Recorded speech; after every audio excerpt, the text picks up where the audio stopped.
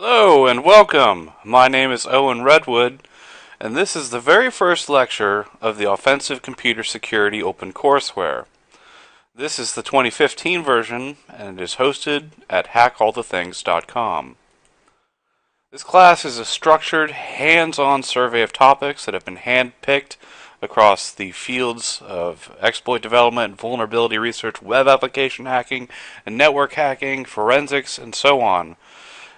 It's very hands-on with the homework assignments and will transform absolute noobs into ninjas in about 16 weeks. That is, if you do all the work and get a decent grade. Towards that, every student is required to find a zero-day vulnerability, specifically an exploitable memory corruption bug, and this is the breakdown of the schedule. It is supposed to go on for 15 weeks of lectures, with 2 lectures a week. There's approximately 10 homeworks in the course, and 2 exams, midterms, and a final exam. The prerequisites for the course are designed to be very newbie friendly.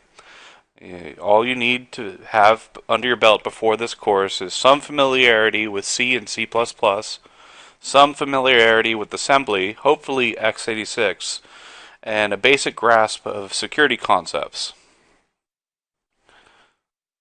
Originally, I created this from scratch at Florida State University while I was doing my PhD.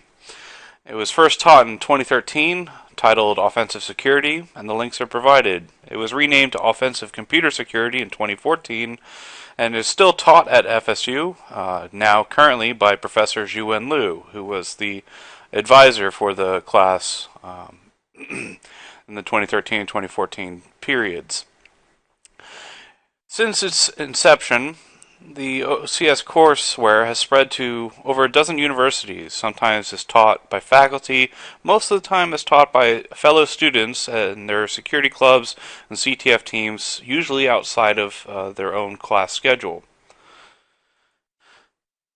This time, I have spent a lot of effort putting way better exercise in the homeworks, polishing up all the lecture videos and slides, adding in also new content such as Windows internals, more ROP content, and more on hunting VLC, ODAs, and fuzzing.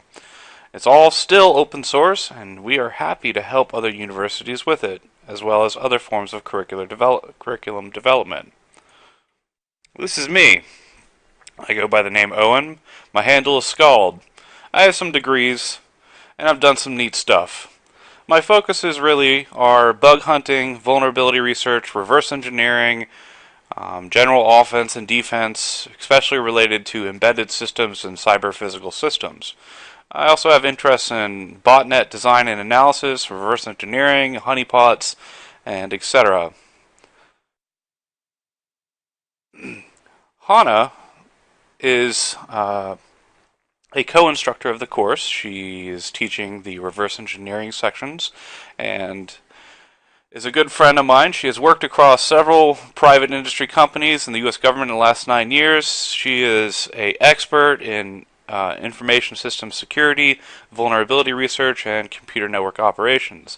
She enjoys CTFs and has competed in a DEF CON CTF final round at DEF CON in 2014.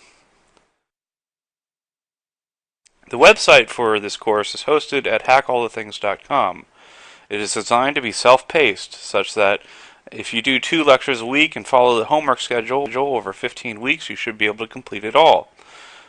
It should typically require 3 hours a week to get through the lectures, and 5 hours at most outside of that per week towards the homeworks for your time investment.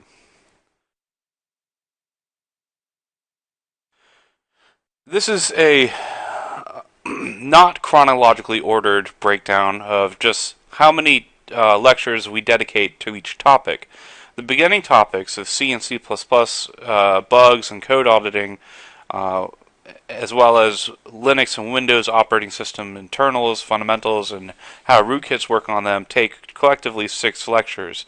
After that, we dive into the real content of the course, starting with reverse engineering. We have 2 lectures on that. 2 lectures on general bug hunting with static and dynamic analysis techniques and fuzzing, and then we have 7 lectures on exploit development that are somewhat spread throughout the course. There may be more than that at the end of the course, depending on how much bonus content we create and release. There are 4 lectures currently planned for web application hacking, 3 currently planned for network hacking, 1 for memory forensics and incident response. However, it is certainly a theme throughout the majority of other lectures. And finally, we have 2 final lectures on social engineering and physical security, because meat space security, as I say, is just as important as cyberspace security. This is the grade breakdown for the work of this course. Homeworks take up 55% of the class grade. Midterms each take 15%, and the final exam takes 15% as well. It's designed to be individual work only for all the homeworks, assignments, as well as the VLC fuzzing, and the grading is solely based off your ability to utilize the required skills of the course that are taught, as well as to communicate what you did, what happened, and etc. For this class, instructors or students should plan on having midterm 1 at approximately week 6. Midterm 2 should be approximately around week 13. And the final exam will be at the end, week 15 or 16, depending on how it gets spread out. Extra credit for the course should be granted for any participation in Capture the Flag games. You can see the website ctftime.org to see a schedule of every upcoming CTF around the world. There's pretty much one every week, if not every other week, in any given semester. And if your university has a CTF team or a cybersecurity club, they are a great place for a student to get involved with such a competition. Now, for instructors, weighing the student's solution or contribution to a CTF team should be twofold: how much they contributed to that solution, and also the amount of points assigned to that problem. Typically, CTF problems are scaled on a classic Jeopardy board with exploitation for 100, 200, 300, all the way up to 500, sometimes higher. Typically, they are pretty consistent across different CTFs in terms of the point distribution per difficulty. So 500 point problems should always receive some serious extra credit.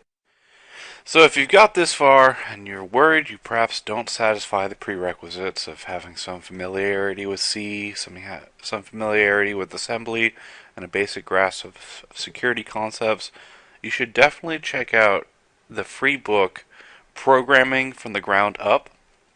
It's at the below link. It is a completely open source book. It starts off with the basics of computer architecture, teaches assembly, registers, how the processor works, how the instruction cycle works, how C works, and everything in between. It is a phenomenally good book, and it is just great that it is free. Once you've picked that up, picking up the rest of the basic security concepts to start this class should be a breeze. In fact, you could probably just jump straight from finishing this book into this course. This class has been designed for anyone who wants to become a better defender, incident responder, or for the offensive side, penetration tester. Just every security professional, forensics professional, and vulnerability research in general should go through this course, at least if they're not familiar with the contents covered within. And that being said, we mainly focus very heavily on vulnerability research and penetration testing in that order. This class is not for people who are completely new to InfoSec, C, assembly, and etc. You will fail this class. Lazy people who do not do the assigned homework at the very least will fail. I've designed it so a lot of the reading is no longer necessary. It's been pushed into the slides, but it's definitely still very useful, the reading that's highlighted for each lecture. Tests will cover They used to cover material that was only in the books. Now we've pushed that into lecture 2. So that everything on the exam is stuff that's from the lectures. The textbooks for this course are first, Hacking the Art of Exploitation, the second edition by John Erickson. I often refer to it as the AOE. It's a 2008 book. It's a very hands-on approach, and it has a live CD that we use for some of the demos. It is going to be our main textbook. Our secondary textbook is the Web Application Hacker's Handbook, also the second edition by David Studard. It's a 2012 book, and we use it in the second half of the class. You should, going into this class, already know how to use virtual machines. The live CD that comes with the AOE book is ideal for experimentation, and you can download the ISO from the publisher's website.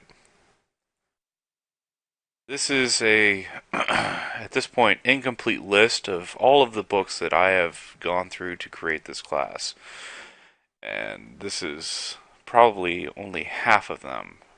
Notable mentions are the Shellcoder's Handbook, Practical Malware Analysis, the Rootkit Arsenal, Secure Coding in C and C++ is a must for anyone wanting to do secure development, and so on. There are many motivations for teaching this course, as well as offensive material in a security curriculum. Teaching only defense to students is like teaching blind people to be architects. They will be unable to see weaknesses, faults, and vulnerabilities in the design of an application or a system. They will not have the analytical skills to be able to assess the effectiveness or validity of any given of general security mechanisms, and ultimately, in the general case, things will just feel secure, but then not be able to actually assess whether or not they are secure. Offense, however, analyzes the effectiveness in a very binary matter. Either the attack works or it doesn't. Furthermore, many security curriculums that I've seen focus very heavily on cryptography. However, in my experience of exploitation and hacking, I've never really had to deal with a crypto system. Never had to break any encrypted cipher or do any decryption to get to the target. Modern binary exploitation usually doesn't require dealing with any of that.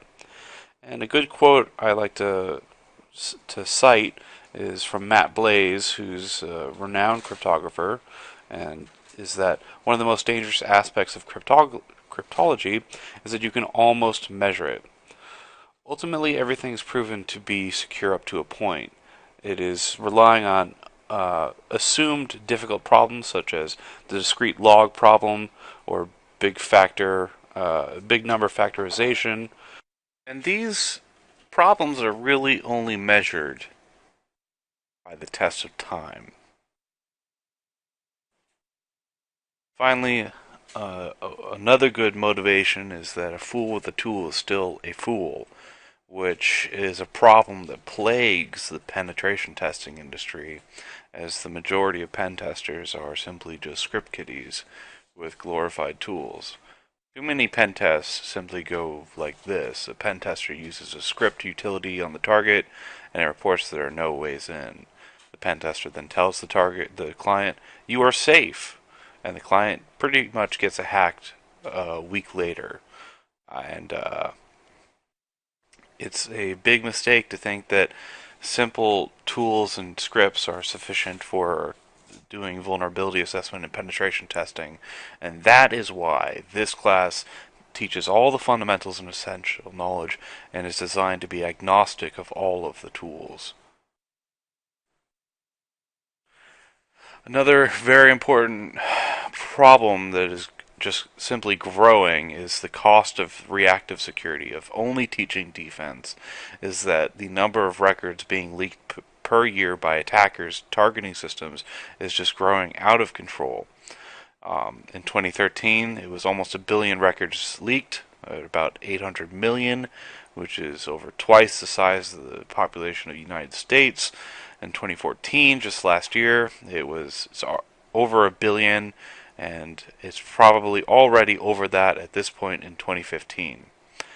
And there are multiple ways that attackers are getting into systems to leak these records, and they involve binary exploitation, cross-site scripting.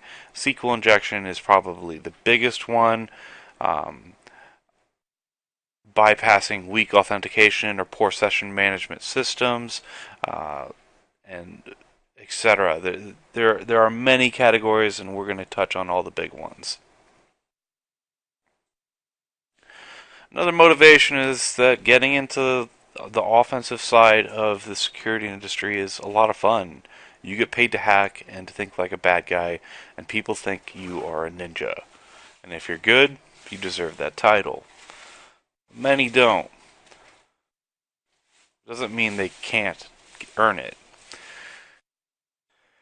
Networks are getting hacked all the time now. You pretty much can't go a week without hearing about a big company getting hacked, and because of that, incident responders are in high demand, especially ones that understand offense well.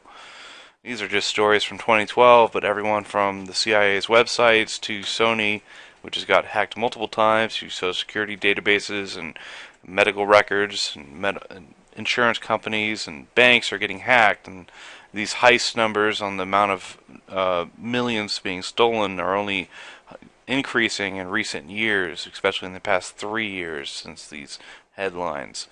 And because of that, well, people are investing heavily in people who understand all of this material. So let's get into it. This class is about two high-level topics: security assessment and risk assessment. Risk assessment is pretty much some vague function of the threats you have against the vulnerabilities that you have. Essentially, it's a understanding or measure of the likelihood of your given threats attacking or exploiting the potential vulnerabilities that you have, as well as the resulting impact that that may have on your organization. Security is a lot like this picture. They call you crazy if you practice and invested in a lot of it, and unfortunately, it's really only appreciated when the threats are visible and stopped. If you invest a lot in security and you still get hacked, obviously you look bad.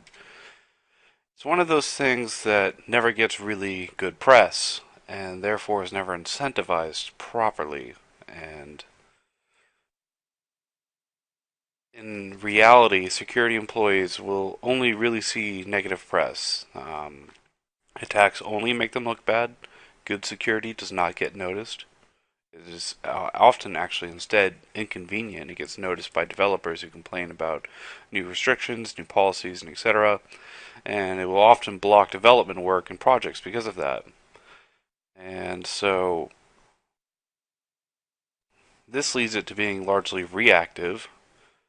And if then the objective of the security employee is simply to respond to attacks and manage the attack surface without any proactive authority or abilities, then it's essentially sabotage from the start, because of the ever expanding attack surface as organizations grow, as they add more services, expand their businesses, and diversify what they're doing.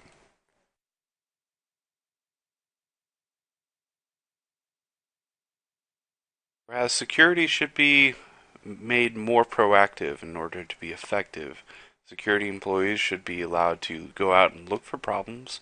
They should be allowed to engage in some amount of red teaming and penetration testing, vulnerability assessment. At the very least, have code review and code auditing. And it's always very helpful to have a weekly meeting where you share developments on security news like NetSec and blogs and other subreddits, and all of these activities should be encouraged and incentivized because it's 2015, everyone's getting hacked left and right, and proactive security is absolutely the way to do things properly. That in part means offensive security. There are a number of useful websites that can be used to show laymen the scope and scale of attacks going on 24/7. One such website is the Digital Attack Map. It is used to show off the global DDoS traffic, which comes from either botnets or amplification attacks and so on. When it knows the source and destination, it will list it, and you can display all this information by mousing over it. At the bottom, you can click on recent events that have been logged or highlighted by the site's curators to display interesting phenomenon or attacks. Here, this is reasonably a light day for DDoS traffic. Come on, load. Okay, it's loaded. This is an interesting attack hitting the Philippines from around the world. Typically, when it's unknown, it's distributed very evenly, such that it can't be attributed to a single country. However, there's also some other interesting attacks going on from China to Canada, somewhere in Canada, and they're hitting it with 63 gigabytes per second down. But I encourage you to visit this site and play around with it, check out some interesting attacks. And let's get back to the lecture. So this is all just DDoS, and I don't really consider it hacking. It's just denial of service, not actually gaining access to a target system. It's instead just overwhelming it. So in this class, we spent a lot of time thoroughly exploring the art of exploitation, the art of gaining unauthorized access, primarily so that we can recognize when it is happening, so that we can prevent it, and design systems such that it is defended against. Penetration testing and incident response both require a great deal of offensive knowledge. Some educators consider this all dark arts and they should never be taught, but in reality, they are analytical tools. They're analytical skills, and by applying them, you can proactively engage in security. But if all you do is respond to attack after attack and never do anything proactively, then all you're doing is reactive security. And so you might be wondering, what's the difference between hacking, cracking, penetration testing, red teaming, security assessment, etc.? Well, the difference between illegal hacking and legal hacking is one word: permission. This is on the exam. It's this simple. If you do not have permission to engage in hacking activities on a target system, it is illegal. If you have permission, then it may be legal as long as the permission is from the owner and or administrator of that system, then they're authorized to give such permission. Sometimes the owner or administrator is not authorized. It depends on the network, and so that's why I say may. But permission is the single distinguishing factor between legal and illegal hacking. It's not certifications, it's not ethicalness, it's not this cert or that cert, it's permission. So let's talk about vulnerabilities and how the history of vulnerability disclosure and hacking has played out over the years. This graph is quite interesting. It can be interpreted a number of different ways. One might interpret it as over time we've been actually getting worse and having more and more vulnerabilities in our code. Another way to interpret it is that situational awareness is getting better. In fact, we're more and more aware of these vulnerabilities. In fact, we're discovering new ones, and we're getting better at looking into the code and finding them and disclosing them. It does stabilize at some point around 2008 to currently.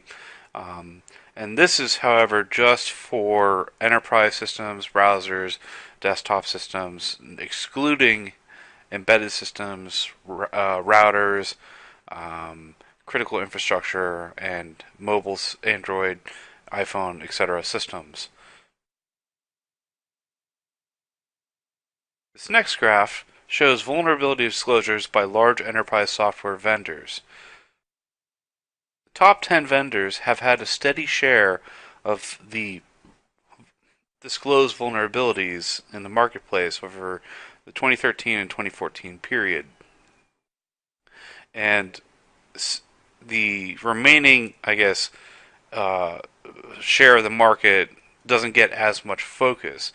It doesn't mean that they're that much crappier, the top 10 at code. It means that people pay attention to them that much more because of their market share. In general, I've found that there's kind of a uniform, even distribution of vulnerabilities in code as long as it's sufficiently large, and it doesn't matter whether or not it's popular, unpopular, or etc. Now, for vulnerability severity, there's a scoring metric which we will cover later on when we discuss C and C++ vulnerabilities in the next lectures. It has 10 being the worst and 0 being the least severe, or the best case in terms of a vulnerability, and that it will have very limited adverse effects. And over the past 2-3 years, it has kept kind of a steady distribution that only 1% of all the disclosed vulnerabilities are actually severe ones. 28 to 23% are high severity that still have a significant adverse effect if they're exploited, and the remaining 2/3 typically have a moderate adverse effect if they're exploited. The the low range has grown a little bit, but not significantly. The majority, however, of vulnerabilities across the years at least have a moderate adverse effect or impact if they are exploited. Mobile has been following a similar trend. It is newer, so it may be plateauing out. This graph does not have data on 2014 or 2015 yet, so it's still too soon to tell how this trend will play out. But it is obviously increasing in the total vulnerabilities being disclosed. As for SCADA, which is a nightmare of a field for security, the vulnerabilities are, by almost everyone's measures, increasing per year. And this breaks it down by the repository or database in which the disclosures are held. The National Vulnerability Database, NVD, is a big one. Secunia is another big one. OSVDB is also a big one. It has a lot more, obviously, especially for SCADA. Actually, the OSVDB, which stands for Open Source Vulnerability Database, is my favorite. Its motto is "Everything is vulnerable," which I agree with, and it has not only good blog posts and good opinion pieces, but its database is quite thorough and well constructed. But that's a topic for another time. So, to break it down, vulnerability disclosure grew rapidly from 1996 through 2006. And in my research, this closely corresponds with the kind of evolution of security awareness. In fact, 2006 and prior to that was a era marked by discoveries of new categories of vulnerabilities that were previously unknown. It wasn't thought that these could be exploited in a malicious way. And past that, there have been fewer kind of new categories that have come out in terms of vulnerabilities, and it's kind of stabilized. However, in 2014, last year, CERT CC was launched, and they started collecting vulnerabilities on all platforms, including Android, and all of the Android vulnerabilities that got dumped into this database bumped this number up significantly higher, up by 20 plus K for disclosures in 2014. And the previous graph shown here didn't go up to 2014, so it's not reflected in this slide. Hopefully, this in 2015 stabilizes and returns back to this stable growth, as opposed to the rapid growth that we've seen in the 1996 to 2006 era. So, for post-exploitation trends, these are the consequences of exploitation. An attacker will gain one of the following, and this is broken down over thousands of incident response reports compiled by IBM's X-Force Research and Development team. The obvious one should be that the attackers gained access in an unauthorized manner to a target system, but a secondary or another impact has also been observed that has been popular for attackers to attack other users once inside the network with cross-site scripting attacks, denial of service attacks, to try and obtain other information like phishing, to try and use credentials or weaknesses discovered thereafter of the initial exploitation to bypass security, to gain privileges, maybe on the local system by privilege escalation, or to use the credentials found on that target system to try and log into another system across the network, perhaps lateral, or if that user is an admin on another box, it would be vertical movement and privileges across the network, data manipulation and sabotage, and etc.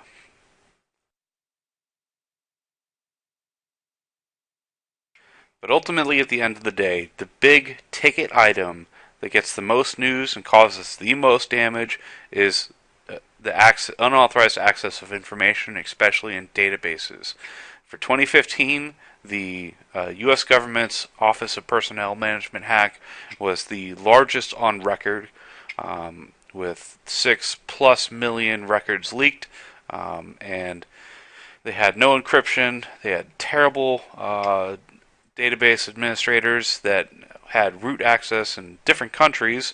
Apparently, they were outsourcing that. It seemed like a good idea, and having all of the sensitive access information in these databases just stored in clear text without cryptography or hashing.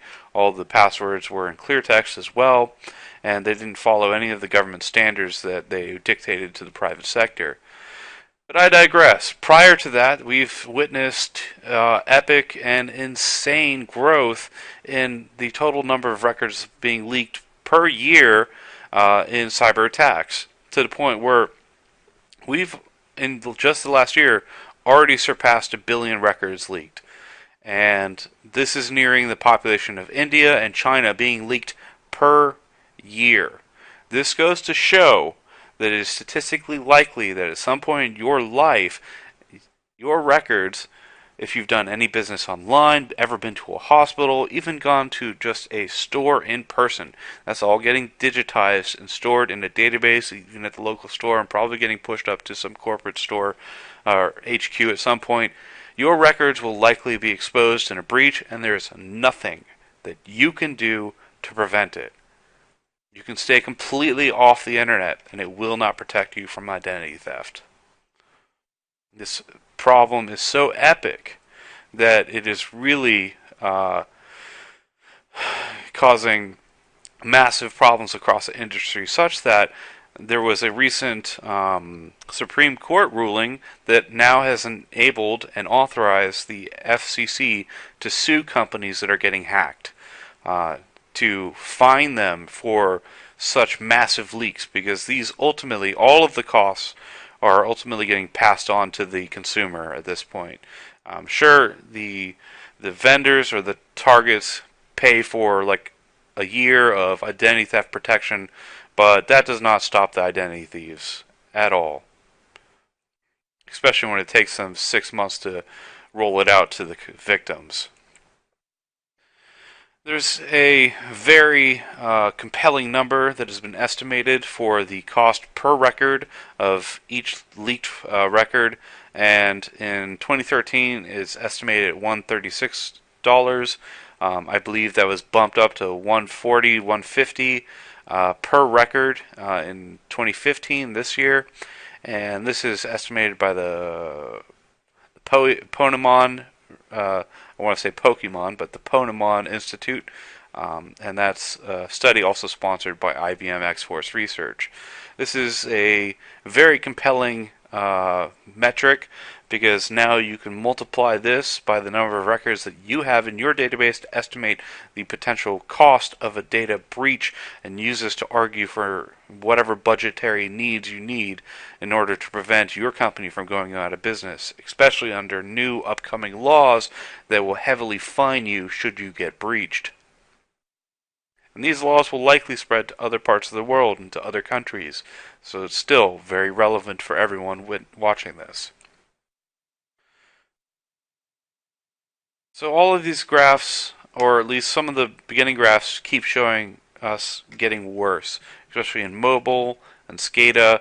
There's more vulnerabilities being disclosed every year, and as I said, that's one way to interpret that graph. However, another way to interpret it is that we are getting better at catching bugs and reporting them even 5, 10, 15 years ago, and technology has certainly scaled much differently now as opposed to 15 years ago, and the targets are much more numerous. It's a rich field as opposed to when these started in 1996. So, say you find a vulnerability or a security bug or problem, and you want to disclose it. Many people don't know how to go about doing that. Who do you tell? Do you tell the developers behind the project? Do you tell their lawyer? Do you tell your lawyer first? How do you tell them? What do you tell them? Do you tell them the steps you went about finding it? You might put a foot in your mouth and tell them something incorrect or something that might get you in trouble because you don't know how they're going to react. How would they react to you telling them that you found something wrong with their product? Especially if it turns out to be a severe vulnerability as opposed to a minor one. If it's a severe one, would they sue you? What is the cost of fixing it? Is it going to cost them a nationwide recall of a product? Is the cost of patching it going to be prohibitive? Maybe they may just conclude that they should ignore it, which is actually unfortunately still very common for vendors to do. What if you worked really hard to find it? Like, you worked for 6 months. Should your time be compensated? You caught something that their developers and their teams that are being paid a salary did not catch. Perhaps this bug that you're turning in actually will save their business, because if someone found out about it and exploited it, they could leak all of these records and sink that company. On the other hand, what if they realize this and then decide to silence you and threaten legal action and cease and desist you? What if they, again, ignore everything and do nothing? Who should you tell them? It's a very complicated reality and problem. Because still, in 2015, companies are doing all of these things. And there's good companies and bad companies at this, but there's also good researchers and bad researchers that are disclosing these things in hostile or offensive ways to vendors. So it's easy to engage in what is called the disclosure debate and see a variety of different opinions in a given crowd. And so let's talk about how we got here and dive into the disclosure debate. Dust off your coconuts, because early on we had security mailing lists and FRAC is still around now. It's very attacker focused, and back in 1985 people really didn't know about security, didn't think it was a problem, didn't think that you could just connect to another computer and make it do malicious things. And people doing security research were and discovering these vulnerabilities must have very malicious intentions if they're poking around on the system and trying to find these bugs in the first place. And they must be evil people practicing very dark magic, and they should be locked up and hunted. Um, but in 1988, the Morris worm hit the internet at the time and really woke people up that, hey, you can do really malicious things and cause a lot of damage. Um, and so, in response to that, a lot of people put together security mailing lists. Some of these disclosing bugs and patches and workarounds and strategies, and these were invite only. And the main problem is that in this time, the vendors really would not acknowledge security problems, and everything back then was buy at your own risk. But only the attackers actually knew the risks, and the people in these mailing lists knew the risks. And these mailing lists, they're nice in concept, but the second an attacker gets invited to one, then the concept fails. The attacker is then let in on all the secrets or any of the secret sauce, and they now have a privileged inside perspective on how people are setting things up, so they can curtail and tailor their attacks specifically to defeat these defenses. This all changed. Full disclosure came about and set a really interesting precedent. Um, Originally, it's kind of attributed to the eight-legged groove machine, which was a kind of a bug report site that established a basic format that remains today.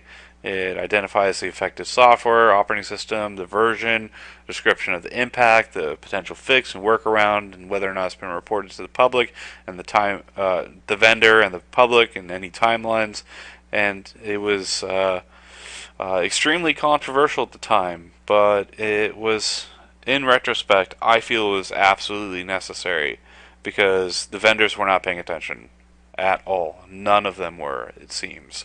And so, in a sense, it was necessary because it woke everyone up. This is an example of eight-legged groove machine full disclosure report. It reports the vulnerable programs, the platforms it is present on, and describes as a kind of a local and remote root exploit. In that syslog is used to log both local and remote activity, like network traffic, and it doesn't perform any balance checking. And this can be exploited. And even early on, they were writing example proof of concept exploits to overwrite buffer overflow of this vulnerability using just sendmail. And but at the time, they realized that if this got out, it would crash every single Sun OS. It would allow the attack of every Sun OS web server or server running sendmail due to the severity of the bug. And even early on, in 1995, they realized that just by disclosing this much information, it would be enough to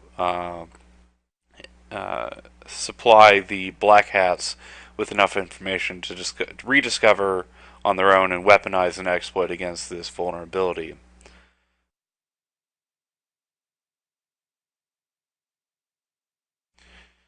But this was all very kind of underground at that time. Sun, the vendors, they did not pay attention to these kind of community disclosure sites. And so when people called Sun and inquired about the vulnerabilities, they didn't accept the advisory as a problem and couldn't prove that it exists in their own systems. And they're just were not on the ball. They had no system to keep track of these as they came up. And what came about was kind of a versioning and identification system for these bugs and vulnerabilities, such that they were identified by a unique string. That way, the communication both externally and internally of a vendor could be more efficient about the status of vulnerabilities as they're coming out and getting patched. So the poor communication led to confusion and panic in customers. It really got the lawyers involved, and they tried suing and shutting down these sites. And the patching started, but it was slow, and the solutions were slow, and attackers could, at that time, exploit the reported bug way faster than it could be patched. And this actually still happens today. And this is absolutely a problem at small companies and startups that don't have a security team or a development team that is ready to handle security bug requests. And this is a example of a timeline for zero-day attacks for Java. Well, they get released in in a advisory released by Java, and less than a day later, a security researcher has reverse engineered the patch and has built a proof of concept to exploit the vulnerability described in the security advisory. And typically, they found in less than 30 days, you'll see a weaponized version of this bug, or a weaponized exploit rather, added to the latest CrimeKit module, which has a number of exploits. And yeah, this is from IBM X-Force, and this was for CVE 2012-1723 for Java. And there's so many Java O days that just haven't been reported. So many.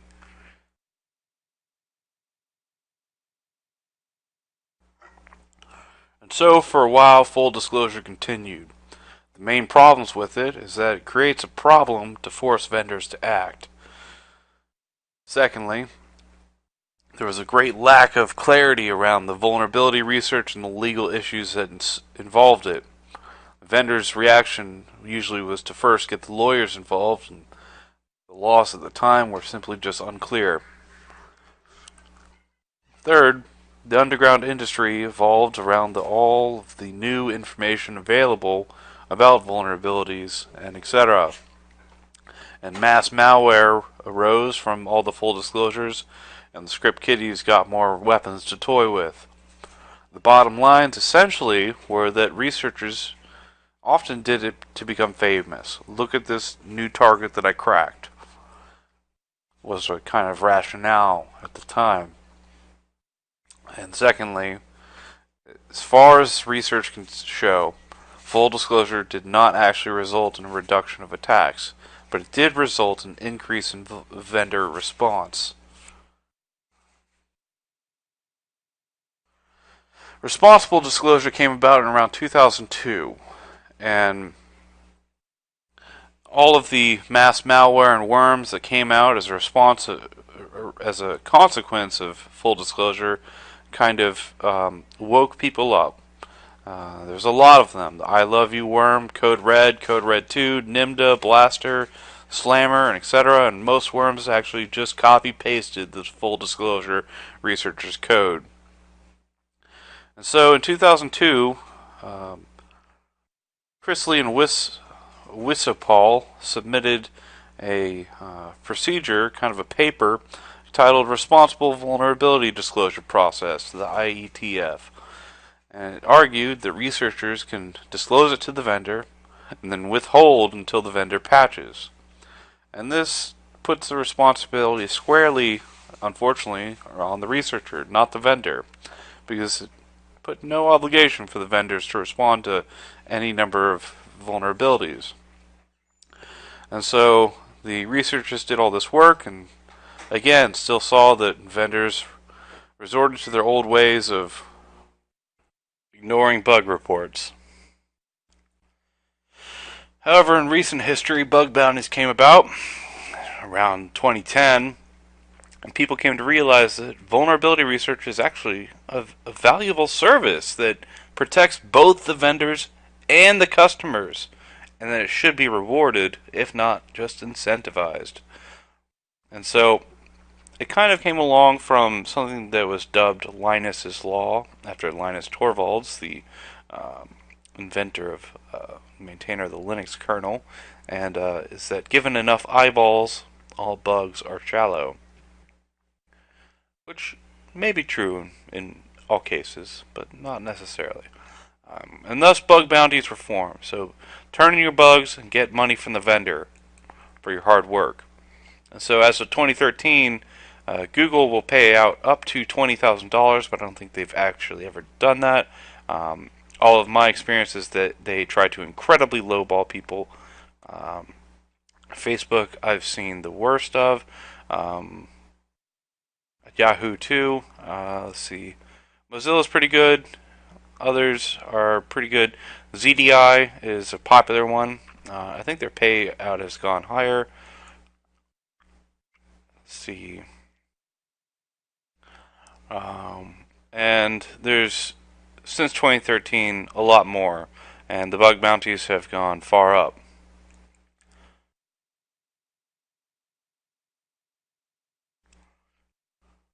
In fact, here's a list. Weird domain computer security with ethical hacking. Blogspot.com. Anyways, that has a comprehensive list of bug bounty programs. Here's a timeline to summarize what we've gone over so far in terms of the vulnerability disclosure debate, from no disclosure to private emailing lists, full disclosure, responsible disclosure, and bug bounties. In recent years, there's been an addition in coordinated disclosure, but I believe that's coming up soon.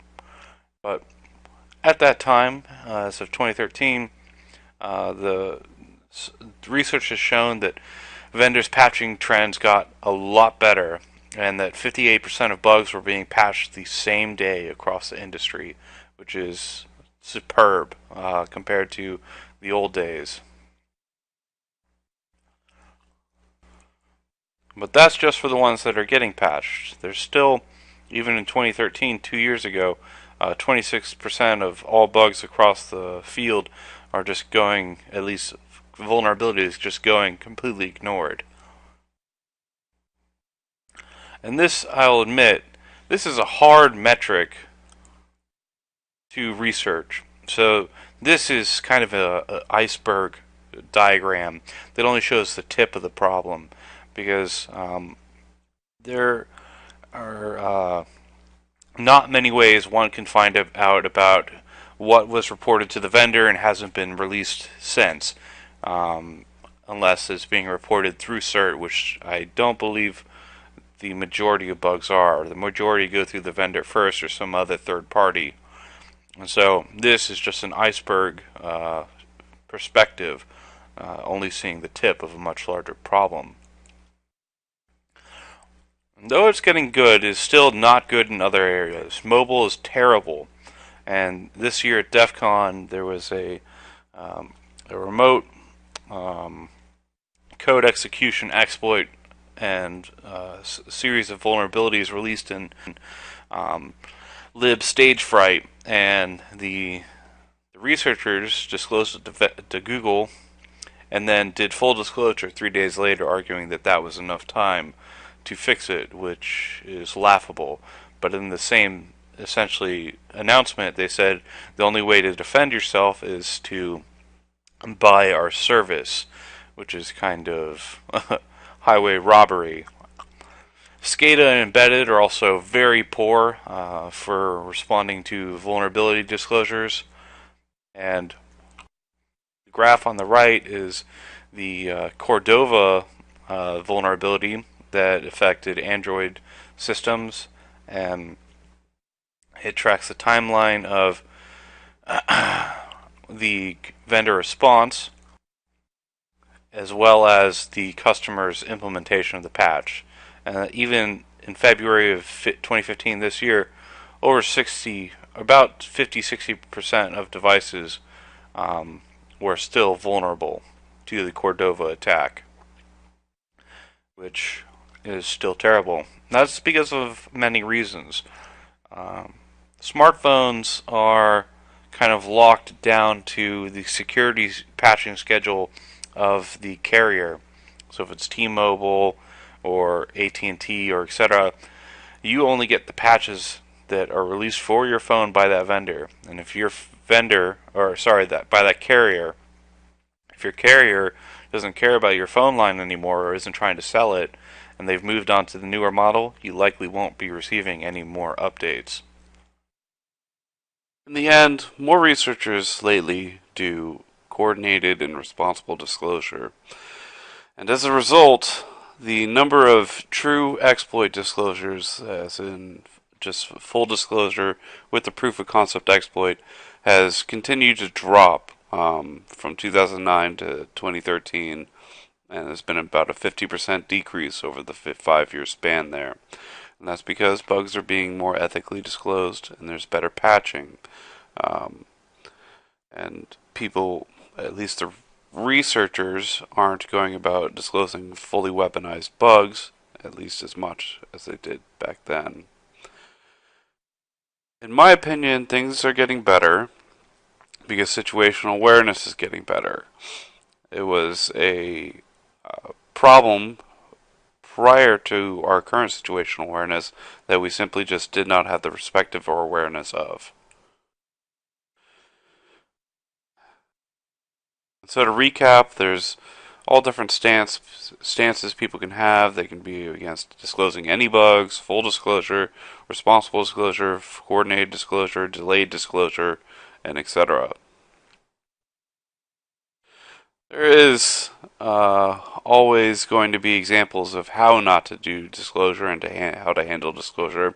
This is a rage blog by Oracle's chief security officer complaining that security researchers have to break Oracle's license and end user agreement in order to find their vulnerabilities, which in many cases is actually false. And she argues that they find the majority of vulnerabilities in house and they don't want to incentivize anyone looking for more on the outside. While that's fine, it's actually, from what I've seen, false. Um, there are hordes of Oracle ODAs out there, and they are trivial to find. Um, so she goes on in this blog to, if you read it as if it were typed in all caps, it would translate to how she's actually trying to tell you what she's meaning. Um, She's saying stop breaking the license and the end user agreement pretty much every other sentence, and saying that they will not give any credit to security researchers even when they find a good vulnerability, and they'll simply just hit them with a stop breaking our license reply, and then they'll go off and patch it without giving them credit. And she goes on about a bunch of other topics, and her argument is utterly unconvincing. But it gives a lot of insight into how this company handles security research, both internally and externally. And I propose it as a one of the bad examples, in my opinion. Now, there's another bad example from the security researcher side of July 2013. There's an Apple developer website that took user authentication in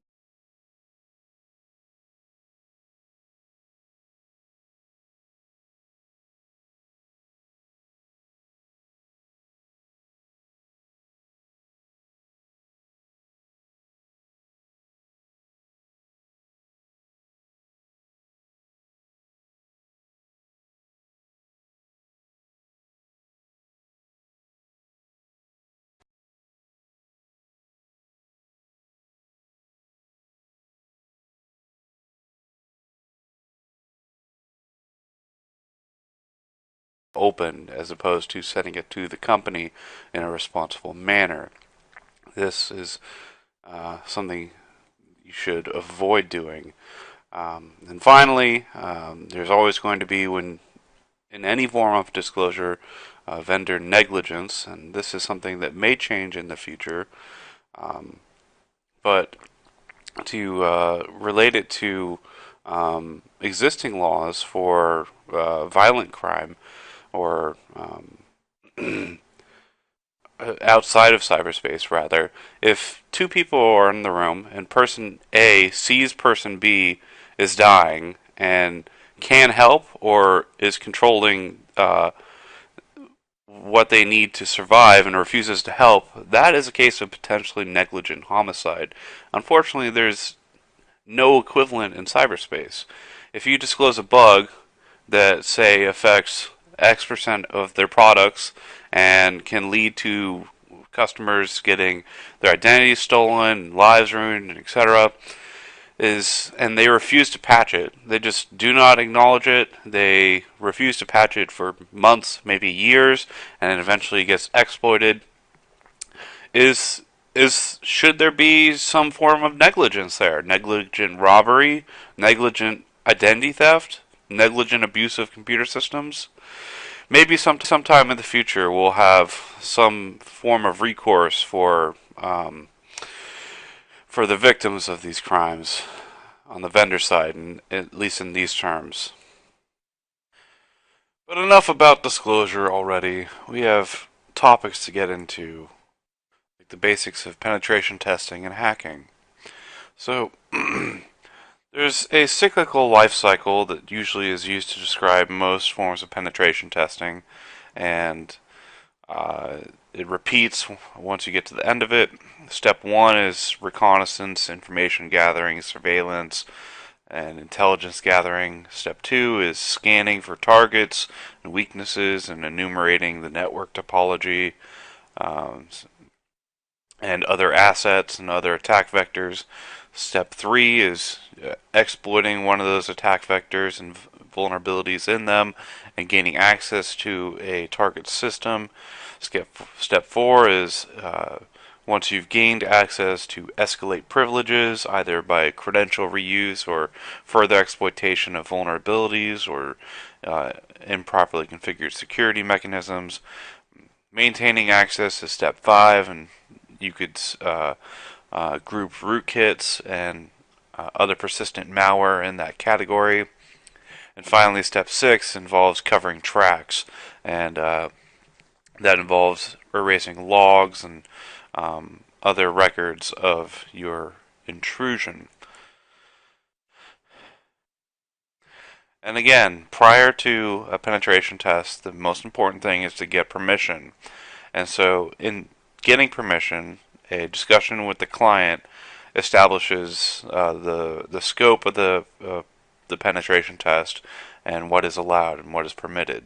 So you'll discuss what type of pen test you'll be giving, whether physical access is allowed, whether social engineering is allowed, or it's going to be covert or overt. If it's overt, the security team will know you guys are coming during a fixed time, which rigs the results, to be honest. Social engineering is something that is it has mixed results. It's extremely effective. The bad guys use it. However, when you use it in a pen test and you put in a report that Mary Ann so-and-so complied with my social engineering request and gave me credentials or this or that, told me what I needed to know, and then I compromised your system thanks to her. Some bosses may just go on and fire that employee. That's the incorrect response in most cases. Granted, there are employees that are problem ones, and if they need to be weeded out, then that's fine, but that's not the issue. The majority of the time, however, bosses follow up wrong and just take it out on the employee instead of implementing some form of site-wide policy or email about this issue.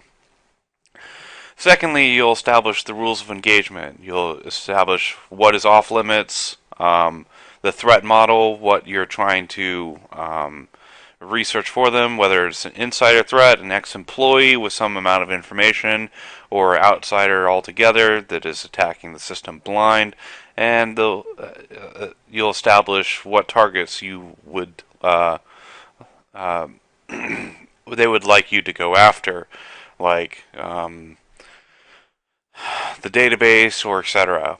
And then you'll establish a timeline and what you'll be giving to them in a report.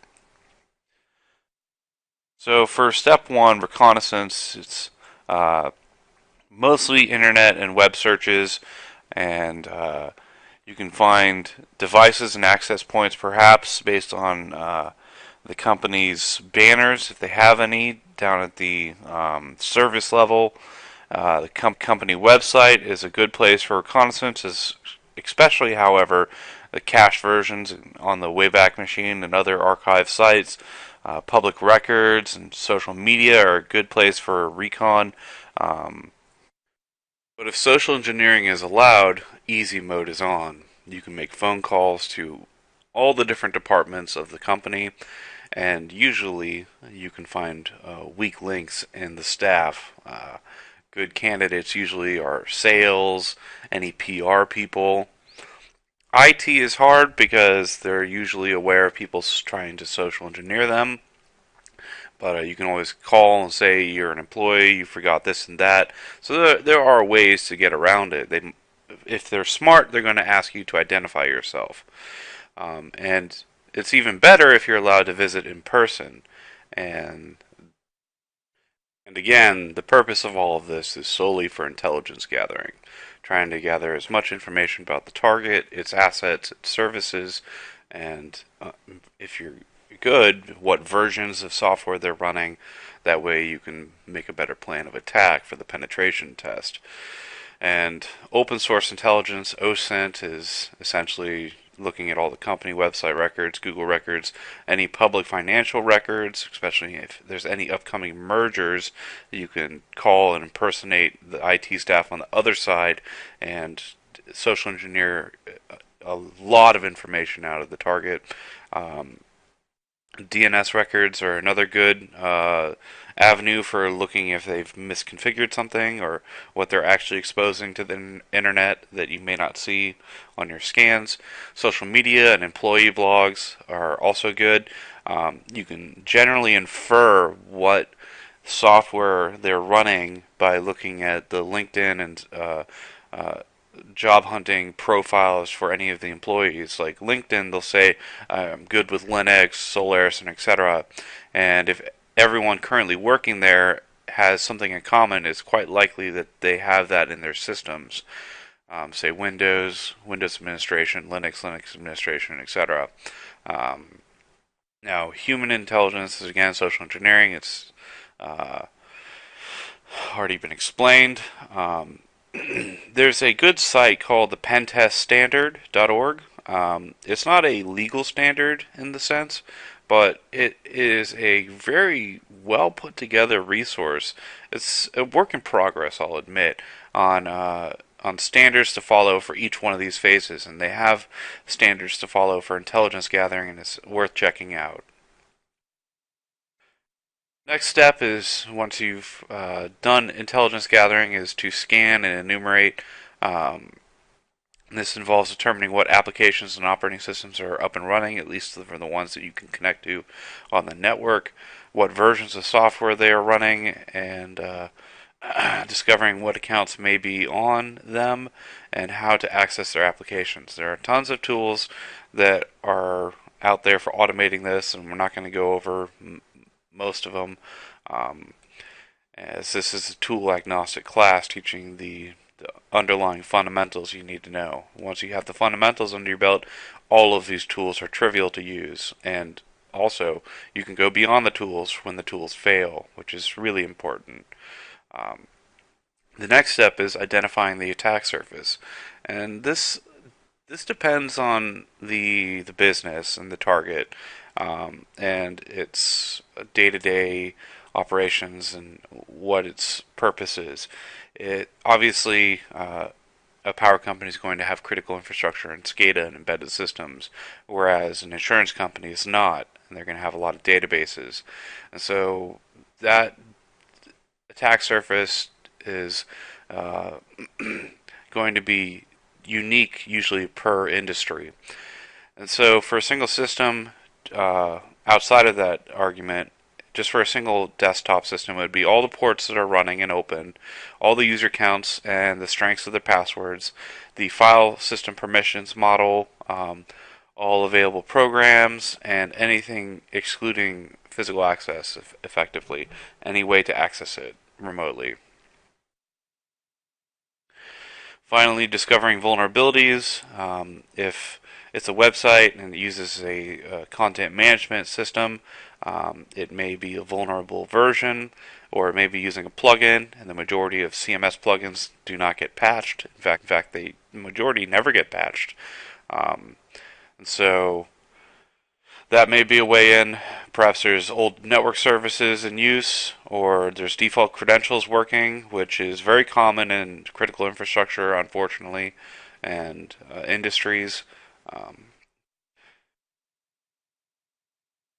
When you use this in a penetration test to then gain access to the target system, and there are multiple ways to do it. The least sophisticated is brute force of the password. There's web hacking, network hacking, exploit development, malware and phishing campaigns, which is unfortunately incredibly effective. And we'll talk about that later. Social engineering, as we've already discussed, and etc. Some of the most common ways that attackers and bad guys get into businesses is through social engineering. It is indeed the easiest way by far, and that encompasses phishing malware and spear phishing attacks.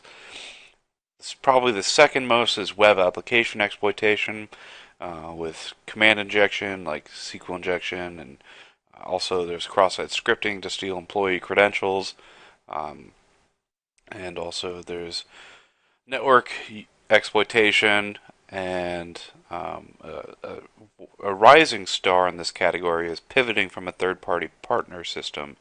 That is how essentially the Target hack happened that leaked thousands, if not millions, of customer records, including credit cards and debit cards, and etc. And they came in through actually a third party. The air conditioning units, the HVAC units, were maintained by a contractor to Target. And the contractor had just set default passwords on all of their smart HVAC units. And so the attackers broke into the contractor's database, found these credentials, then used them to log into the HVAC units, and then were inside Target's network. For whatever reason, that was not firewalled or segmented off. And from there, they simply pivoted into the network and got into the databases, and at each store were able to attack the payment terminal systems, and that's how they got away with so much information. And so, yeah, pivoting from a third-party system is a huge increasing problem, as well as pivoting from people's personal devices, wherever bring your own device is allowed. That's a huge problem. There's also malicious USBs and gift gaming keyboards, and a lot of other creative ways that people break into businesses by hacking. And once an attacker has hacked a system, they typically like to maintain access and also get more privileges and more power on that system. And so step 4 is typically privilege escalation. And attackers typically want root. And so they'll employ various tactics like exploiting vulnerable programs that run as root, which is SUID programs for Linux, trying to escape any sandboxes or virtual machines, trying to do key logging, trying to do more social engineering, like forwarding malicious attachments to coworkers, cracking any passwords and reusing them at other prompts or on other systems across the network, and etc. And once that is done, The fifth step is maintaining access and also extra post-exploitation. So once they get root on the system, they want to establish backdoors, they want to install a rootkit, they want to go after logs and erase them and steal any money and pivot into third-party systems, crack more passwords, expand control, go after all the loot, essentially money, data, intellectual property, and etc. What we're going to cover in this class is all the techniques you need to know to understand this life cycle, how hackers do it, and what you need to do to be able to prevent it at each step. From the development of applications to the running of them, the maintenance, and the system administration of them. It also encompasses the following topics: reverse engineering, exploit development, so shellcode through ROP, network hacking, web application hacking, social engineering, some post-exploitation techniques, physical security, Metasploit we've taken out of the curriculum, and finally, one of the most important things you will learn is how to communicate system vulnerabilities so that they can get fixed. Perhaps the majority of vulnerabilities disclosed in penetration test reports do not end up getting fixed, and that's for a variety of reasons. Typically, it's because people are bad about security and see mandated penetration tests as an inconvenience, but they just have to get the box checked, and there's no legal requirement for them to follow up on the pen tester's advice. Hopefully, that changes one day, and it'll be a change for the better. But if the pen test report is bad because the hacker could not communicate any of the vulnerabilities, it is effectively worthless, and the hacker could be considered worthless as well. So, when doing a pen test, it's important to behave in a profile that of behavior or threat category that the customer is looking for. They're interested in perhaps activism or hacktivists, or they're a defense contractor and they're interested in nation states attacking them. And so there are varying levels of sophistication here. This is a diagram from Wikipedia. I believe it's the page on advanced persistent threats, showing a similar life cycle for research, exploitation, privilege escalation, expanding access, exfiltrating data, covering tracks. It just has more steps. It's a bit more thorough. But in these inner rings, it has text labeling how each of these steps apply to given threat profiles, ranging from hacktivists to advanced persistent threats to commodity threats. And so advanced persistent threats would be capable and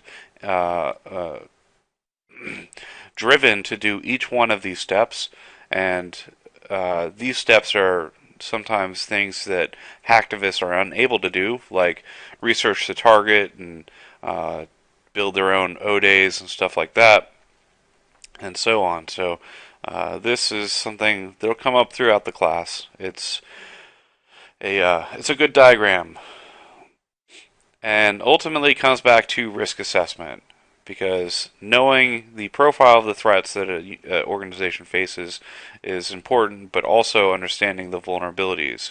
So pen testing and bug hunting and vulnerability research, these are all about finding the vulnerabilities in a system, and threat intelligence is really about situational awareness and proper system administration, and defenses help you gauge the threats that are currently acting on the vulnerabilities in your system, and allows you to then approximate the risk given the threat model and the vulnerabilities found by pen testers.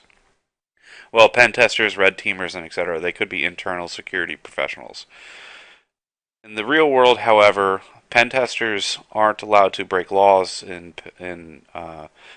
assessments and deployments, whereas bad guys, they can kidnap people, they can torture them, they can beat them up, they can blackmail them, they can extort them, they can use all of this to gain insider credentials to your systems to accomplish a variety of goals. They can also buy crime kits. They can buy identities online and use them to impersonate people. They can impersonate police with fake uniforms and many other things, which is why pen testing is actually so important, is to do properly, not just run some script kiddie utility. And this is also why the social engineering aspect is extremely important too for some organizations. It's underappreciated in my opinion. Yep.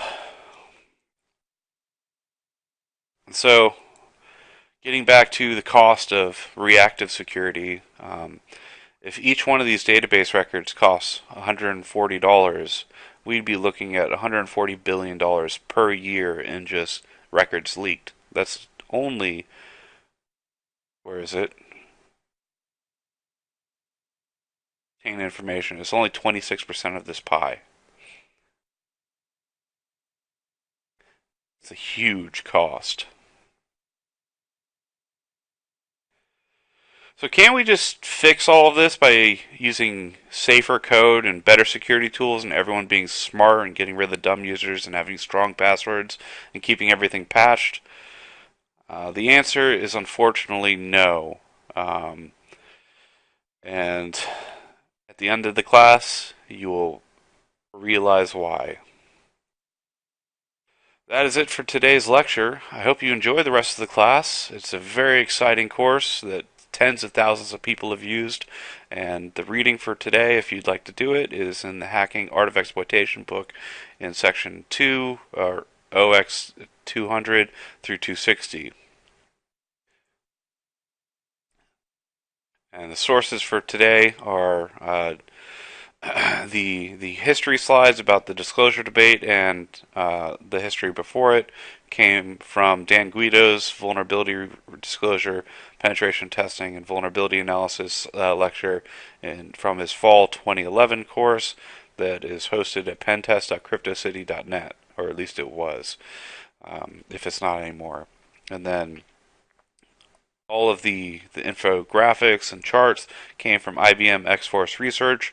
They do really good research. Most of it is really spot on and provides awesome introspection on trends of attackers and defenders, as well as industry for patching.